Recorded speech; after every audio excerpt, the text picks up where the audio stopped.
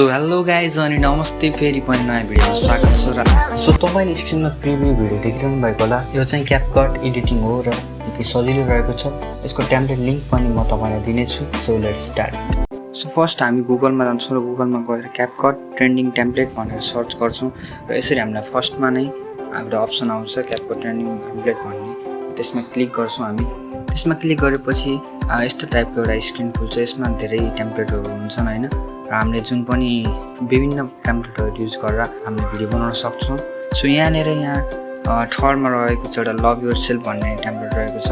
म त्यसमा क्लिक गर्छु। सो त्यसलाई क्लिक गर्न साथपछि चाहिँ यस्तो खालको एउटा डिस्प्ले हुन्छ र युज टेम्प्लेट भन्ने म त्यो बटनमा क्लिक गर्छु र युज टेम्प्लेट बटन क्लिक गरिसकेपछि हामीलाई यहाँ भिडियो वा हामी फोटो रोज्न सक्छौं र यसैको म यहाँ र्यान्डम फोटोहरु सिलेक्ट गर्छु।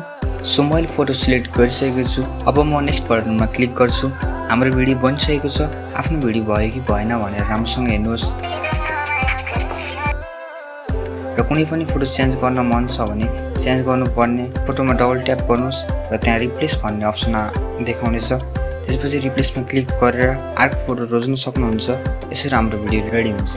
अब चाहिँ हामी एक्सपोर्ट तर्फ लाग्छौँ। एक्सपोर्ट गर्नको लागि चाहिँ यहाँ माथि हामीलाई ब्लू कलरमा चाहिँ एक्सपोर्ट भनेर लेखिएको छ। एक्सपोर्टमा हामी यसको क्वालिटी मेन्टेन गर्न सक्छौँ। क्वालिटी हामीले 480, 720 र 1080 राख्न सक्छौँ र यहाँ हामी save and share to TikTok पनि गर्न सक्छौँ। शेयर टु टिकटक गर्दा चाहिँ हाम्रो त्यो क्यापकटको लोगो चाहिँ देखिने गर्दैन र सेभमा क्लिक गर्यो भने चाहिँ हाम्रो ग्यालेरीमा सेभ हुन्छ र अहिले चाहिँ म ग्यालेरीमा सेभ गर्न गइरहेको छु।